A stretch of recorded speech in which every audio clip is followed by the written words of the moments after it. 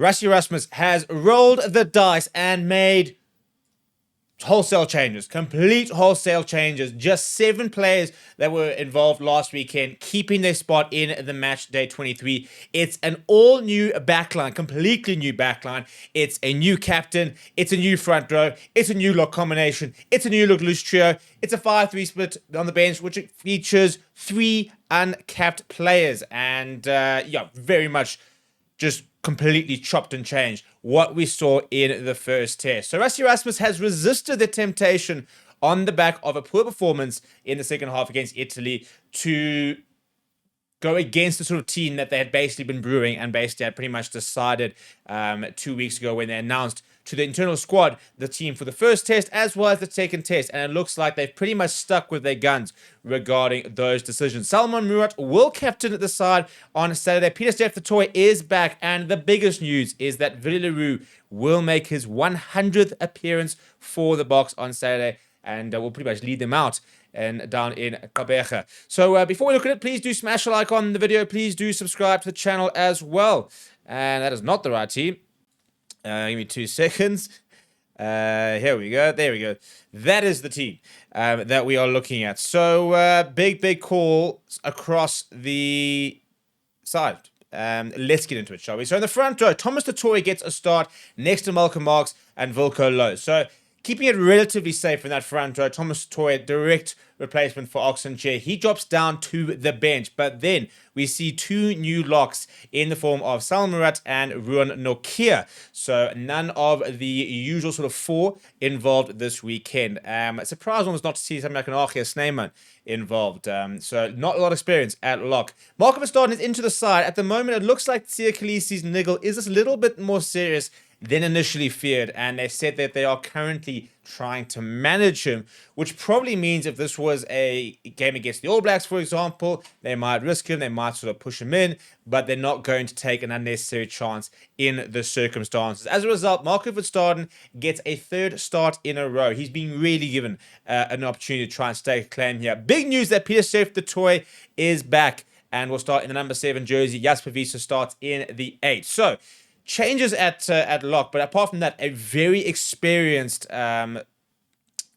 And if you look at the fact that there are 493 total test caps in the pack itself, a lot of them have come from the likes of Malcolm Marx, for example, Pieter-Steph du Toit, the leading sort of cap player. But I mean, there's plenty of experience with regards to Thomas du Toit, Wilco Louw. Maybe don't have plenty of caps. I mean, I think it's Thomas du Toit's got 23 caps, Wilco's got 17. But they are both very experienced campaigners. Malcolm Verstappen's been around for a while, but very inexperienced in the fact that there are just 16 caps between our 2 locks, and our lock on the bench is on debut. Let's have a look at what's a very exciting, very next generation backline, which also then features Willie le Roux. So 9-10 combo, Grant Williams and Moyane Libbok. Yesterday, I talked about the fact that I really want to see Moyane Libbok get a go, and he'll be doing it next to Grant Williams. So expect to see a lot of attacking rugby hopefully on display in Saturday. Our 2 wings, Makazole Mapimpi and Edwil van der Merwe.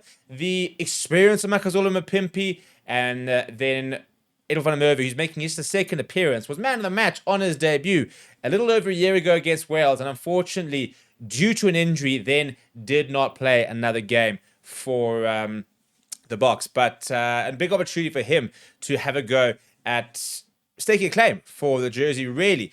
And number 12 jersey, you've got Andre Esterhuizen next to Canan Moodie. Very interesting to see Canan Moodie being used as an outside centre. He struggled there a little bit with the Bulls early on this season, but the Boks have always looked at him as an outside centre option, and they've gone with him at 13. But a big call as well is Ethan Hooker set to make his debut off the bench. So it's a very new look backline. And then we look at our bench, and we've got Jan Wessels, who is covering Hooker the first time he's actually been played as an out-and-out hooker, inverted commas, for the Boks. You then got Oxenchair, Asanate, and Tlabakanye set to make his debut off the bench. And we've seen a combination with Oxenchair, Asanate, Tlabakanye against the Barbarians. It worked pretty well, and it definitely seems, if you've been to training and you watch some of our training footage, those two definitely seem to have a very good working relationship. So that could very well be a combination that we might see quite often in the near future. Cobus Wiese will get an opportunity to potentially play with his brothers. He is on debut, and I'm probably the player I'm almost the most excited for Because I think at the moment we know our sort of four locks are all starting to get to the last stages of their career, and we've yet to have anyone really. Maybe Ruan here has put his hand a couple of times, but it took him a while to get used to it. But nobody's really sort of thrown their hat into the mix and said, I am one of the next generation of our locks, and I'm good enough to sort of, move the Fab Four, so to speak, on. And you've then got Kubas Visa, who I think could be one of those types of players. Then we've got Kubas Ranach.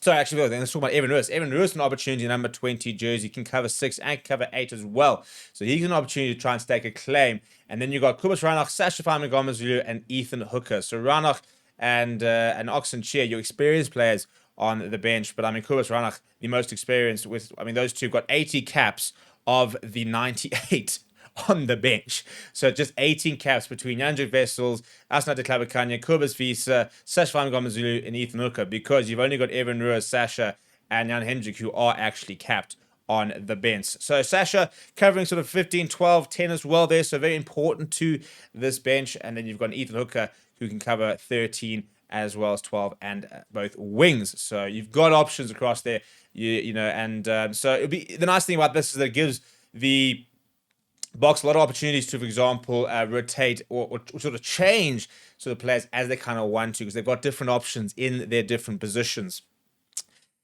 Billy LaRue makes his 100th player. He will just be the 8th player in Springbok history to play 100 tests. He will follow the footsteps of Ewan Etzebeth, Victor Matfield, Tindam Tawira, John Smith, Jean de Villiers, Percy Magami, and Brian Habana. Just the 4th backline player to make 100 appearances. And what's quite a cool full circle moment is he made his debut against Italy back in 2013. 12 years later, he'll play against Italy for his 100th test. Marcus Pimpi nearing that 50 test mark, by the way. 47 tests to his name. In terms of some of the total caps in the starting lineup is 493. We had over 1,200 last week. Of those, 230 in the back line, 280 amongst the forwards, 98 caps in on the bench.